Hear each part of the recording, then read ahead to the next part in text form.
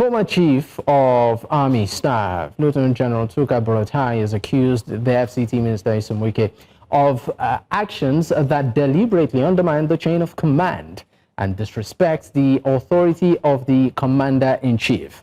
After Wike had clashed with a naval officer over a disputed plot of land allegedly belonging to a former Chief of Naval Staff. Now, with us to unpack all of this implication is Dr Awwal Abdullahi, National President of 19 Northern Consensus Movement for Peace, Unity, Empowerment and Development Initiative.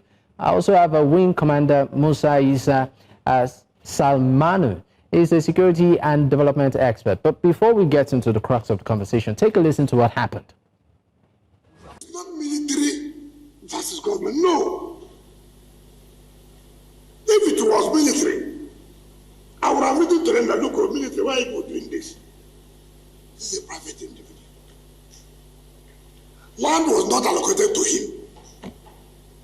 Land was allocated to a company called Santos. Listen, in 2007 for parks and recreation.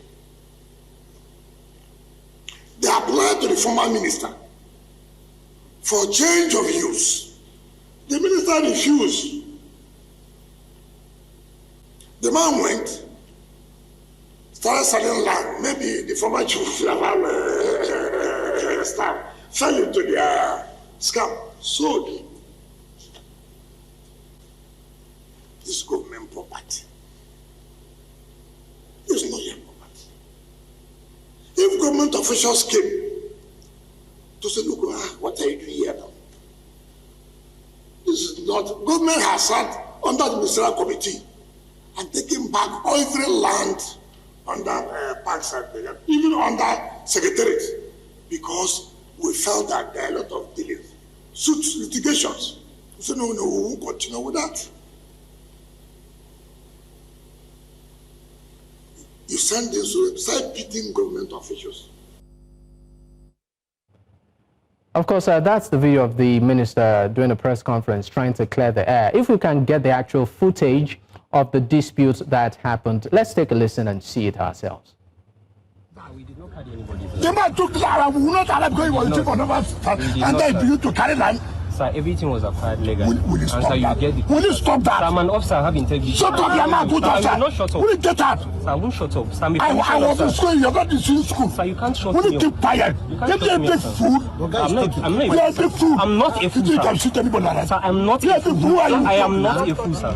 As at the time I graduated, you were primary school. I'm acting on orders. For which order? You will see what else you love me here. Sir, you can't call me a fool. You have to develop your mind. I'm not a fool, sir. You would have killed everybody here. No, we won't kill anybody. We won't kill anybody. We are acting on orders.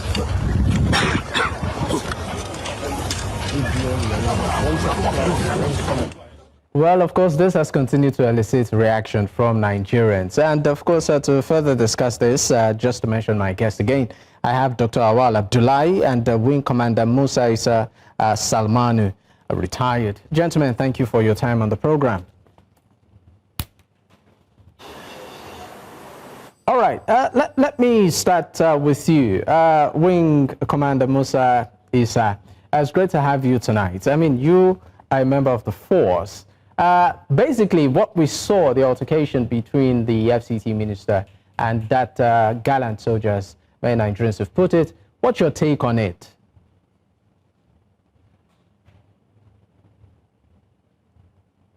Wing Commander, did you get my question?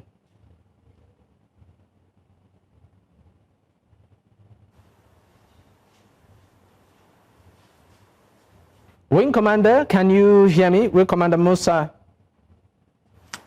Yes, I can hear you now. All right, retired Wing Commander, it's great to have you. So my question to you is this. I mean, you are a member of the force. A lot of Nigerians have continued to react to this, saying that the minister did step out of line, while some of the opinion that the officer too acted out of place.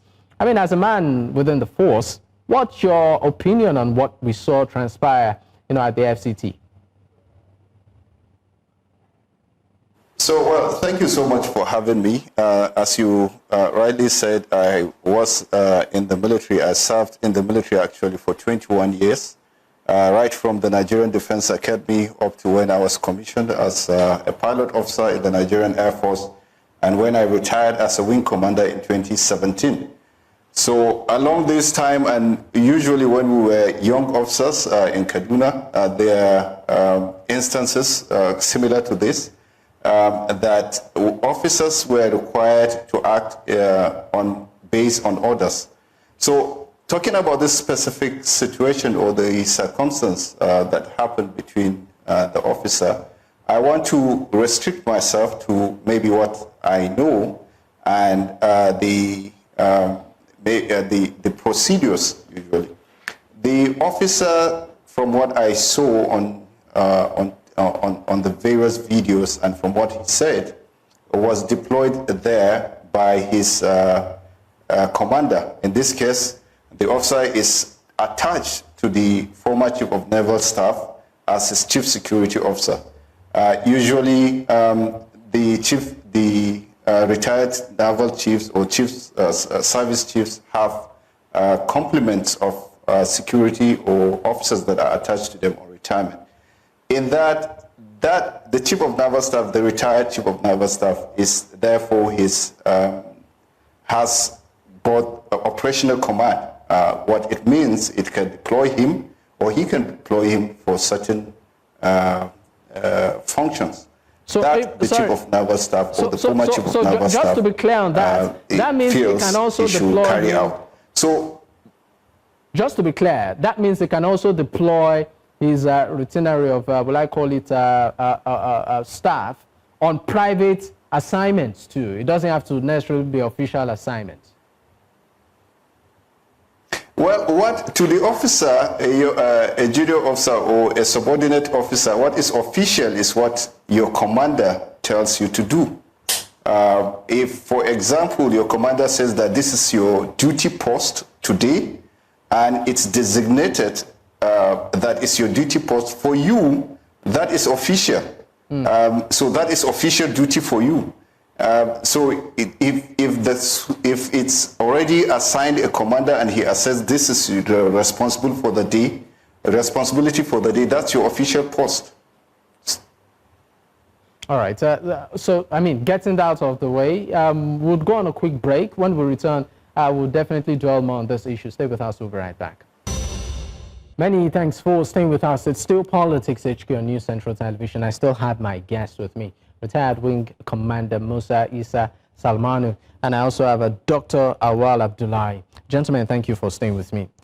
Retired Wing Commander, before we went on that break, you were trying to establish a point here that the official duty post of an officer who is attached to a senior officer is official function for that day, even if it's a private, in quote and unquote, in context, assignment. But I'll come back to you quickly on that. Let me come back to Dr. Abdullahi. Dr. Abdullahi, I mean, looking at what transpired between the FCT minister and this officer, some are saying that, look, there seems to be a clash here, a clash of, what I call it, institutional structure, and there may be an arm of our security agency here, and what exactly this portends for our constitutional democracy.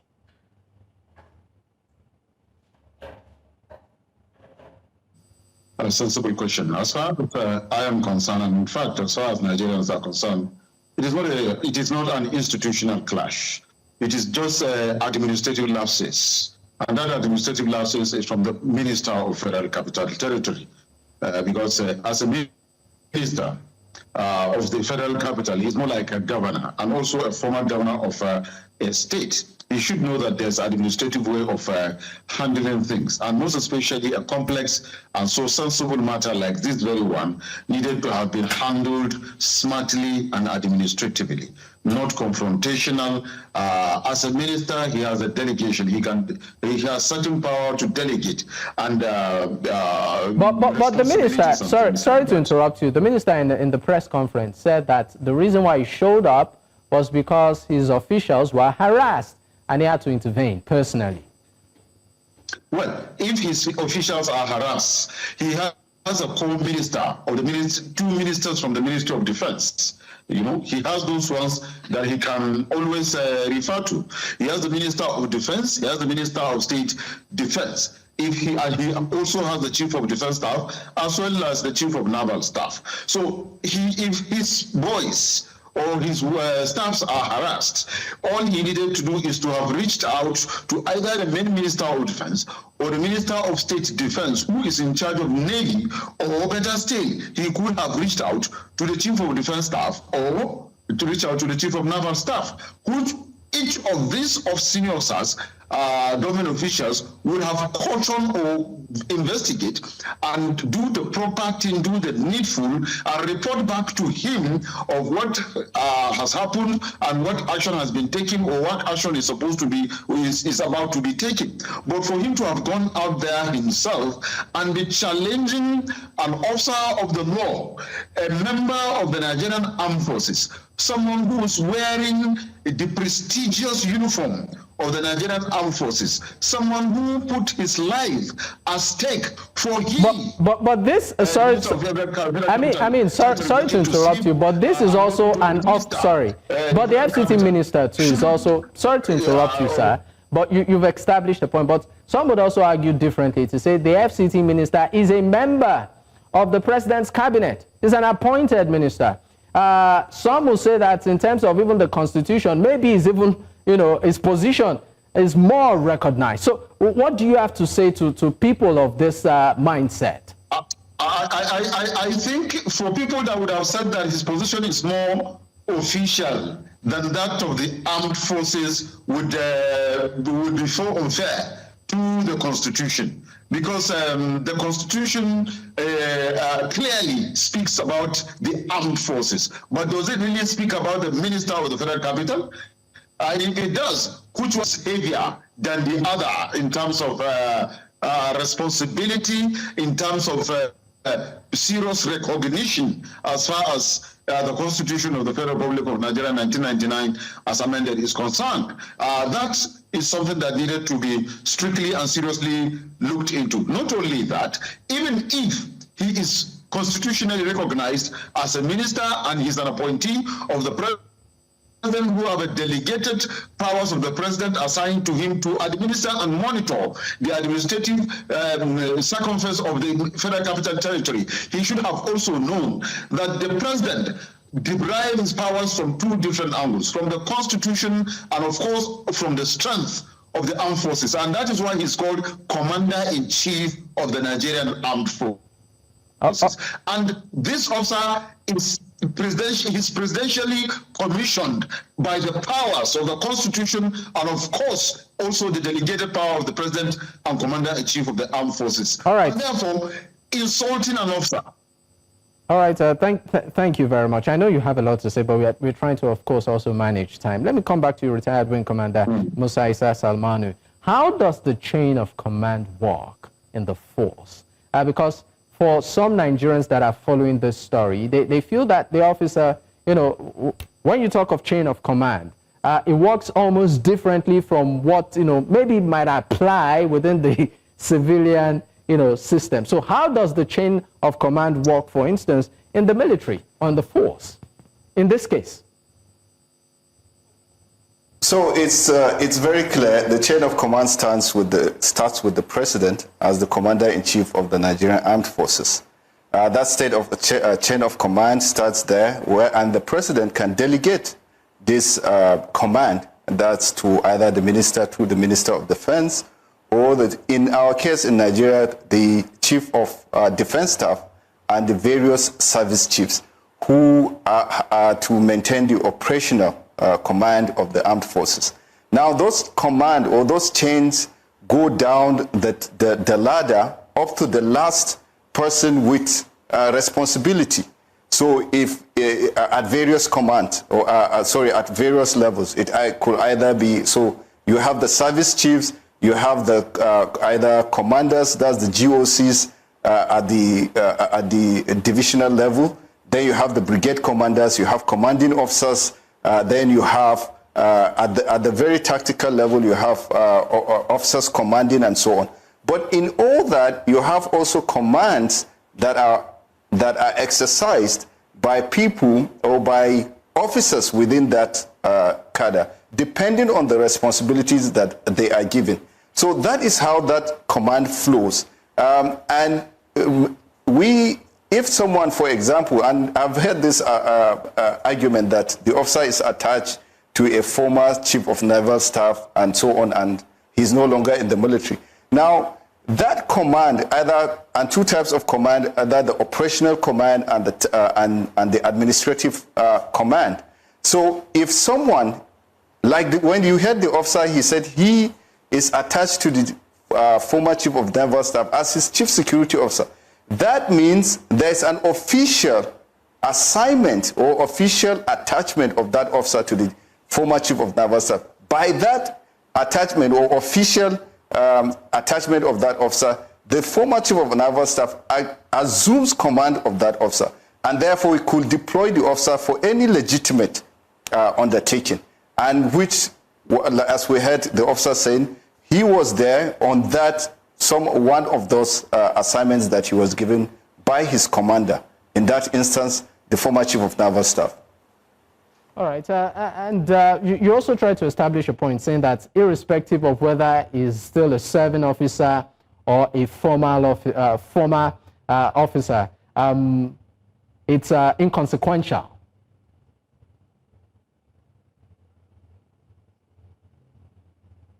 Two types of command, administrative and operational. Even in the same FCT, we have seen soldiers, even though I'm very against it, being attached to task forces that ensure maybe demolition and so on and so forth. What happens in that instance is that usually those soldiers, so there can be attachment, a person can be attached to for a particular responsibility or for a particular functions. Now, when a person is attached, there are, like I said, two commands, the operational command and the administrative command. When attached to those units or to those responsibilities, the operational command shifts to that unit or to that officer to which the officer is attached. The officer may, however, have a parent unit which still retains what is called the administrative command of that officer. So in this instance, the officer is legitimately or is attached to that officer, and he therefore assumes his the command, the operational command of that officer. Therefore, he can deploy the officer for day-to-day functions or responsibilities in as much as they are legitimate duties. That officer is bound to follow. That's why the officer kept emphasizing that he is here on orders. He has been given instructions. He is here on his instruction. So the right thing, and I'm not in any way trying to judge anyone, the right thing will have been that officer is very unlikely to leave that task that he's given, because every officer is given responsibility, a mission. Now, and I'm just assuming, let's say the mission is to secure that place. That was the mission that he was given, and given resources to do that. He had the troops, he had everything to ensure that he secured that. And what he insisted was that, yes, the minister was performing his responsibility, but the officer was also performing his duties of ensuring nobody passes into that place that he's told to secure. So if you look at it, everybody was trying to perform his duties. And the officer rightly insisting that this is the task he's given, and he carried it to the best of his, carried it out to the best of his ability. All right, retired wing commander, before I leave you on this one, what is the consequence of that officer, for instance, leaving that quote and unquote duty post as assigned by his senior commander? What's the implication? Well, for example, if he had left that duty post, he could be charged and tried for several offenses. Disobedience to particular orders. He was given the orders to go there and secure that place and make sure nobody gets in. Now he abandons his position. He could be charged for that. He could be charged for insubordination, because and so many other things that could come from there. So we have to see it in the first that the officer was discharging his responsibility. And personally, as a former military officer, I dove my hat for him for two things. One, trying to de-escalate that situation, because if you see how rowdy it was, if you see that there were at least 3 different services there, each of them armed. There was the Nigerian police personnel that were armed. There were the that's the DSS, Department of State Security, that were obviously armed, and the naval personnel that were also armed. If there was any small mistake there, any one of them could have opened fire. So for the officer to have managed that situation calmly, I think I salute him for that. And for him to have stood his ground on the command that he's already been given. And I'm not in any way saying whether the minister was wrong or right. I'm not handling that. I'm handling just the part or the aspect of the officer. It's, as a young subaltern, if you are given a task, what is expected of you from your superiors is that you carry that task to the latter. And I think that's what that officer did. All right, thank you so much. We'll go on a quick break. When we return, we'll be taking our final thoughts on this. Stay with us, we'll be right back. Many thanks for staying with us. I still have my guest with me, Dr. Awwal Abdullahi, and I also have retired Wing Commander Musa Salmanu. Gentlemen, thank you for staying with me. Dr. Abdullahi, now, what do you have to say to folks who feel that this scenario might just create a precedent where maybe, just maybe, should individuals have issues, they tend to maybe just call on their military friends or senior military friends to intervene because it sort of portrays a scenario where it appears men of the armed forces seem to be above the law? No.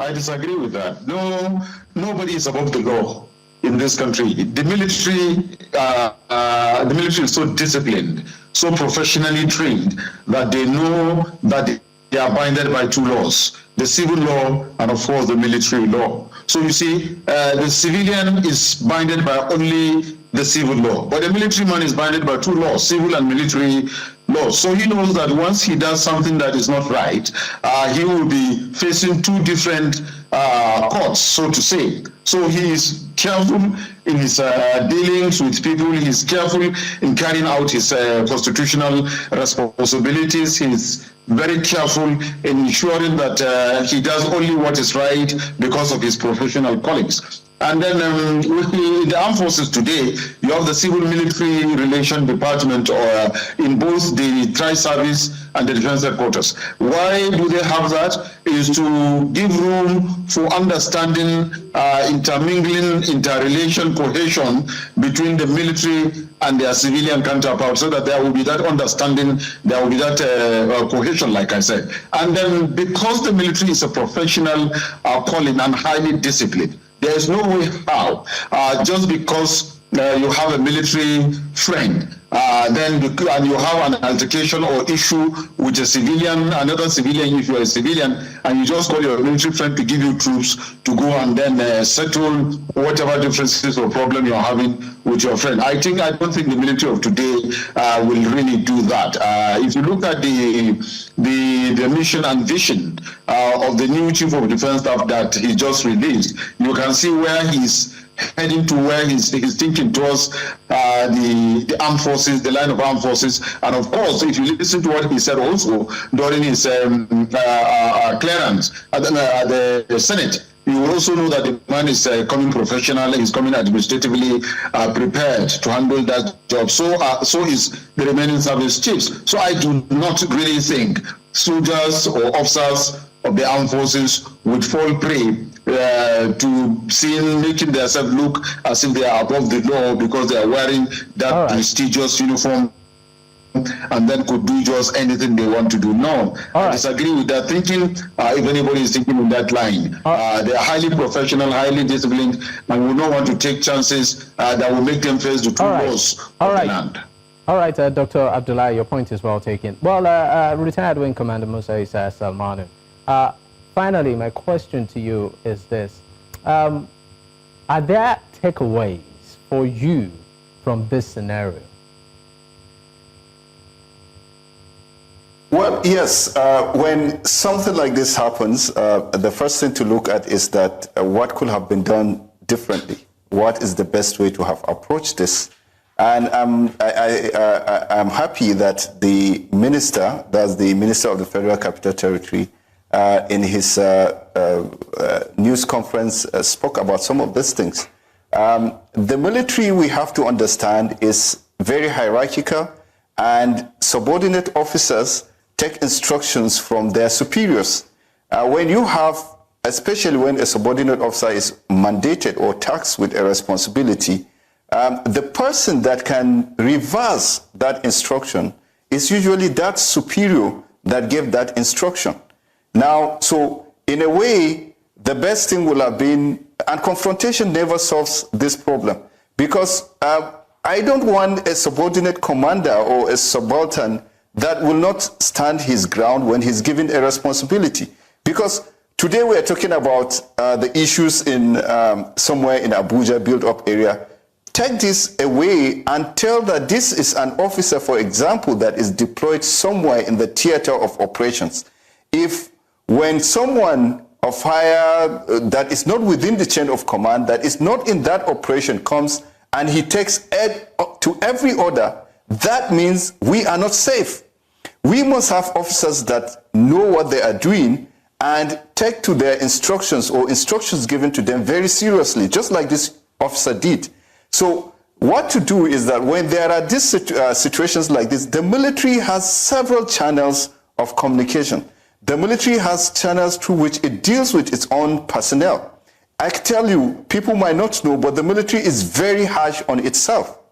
It sets a very high standard and expects every member of the service to follow that. And that's why the military personnel are bound by two laws. There is the military rule, and there is the civilian every day that binds everybody.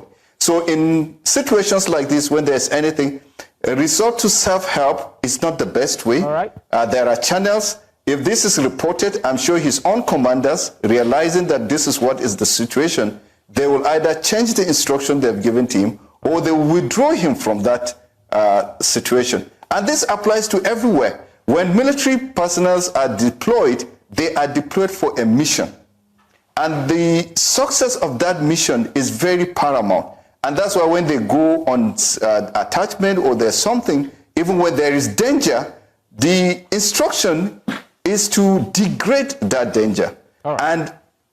And they will do everything practical, everything possible to ensure that they degrade and defeat that. So every responsibility is viewed in that. And every subaltern or every young officer or subordinate officer is trained to do that. All right. So taking from or away or a takeaway from here is that when the military always have units, the military always have commanders, they always have insignia that identify that this is where they are. If you have a problem with them, please, instead of taking, I wouldn't say taking laws into your hands, but instead of confrontation as we saw, speak to their commanders.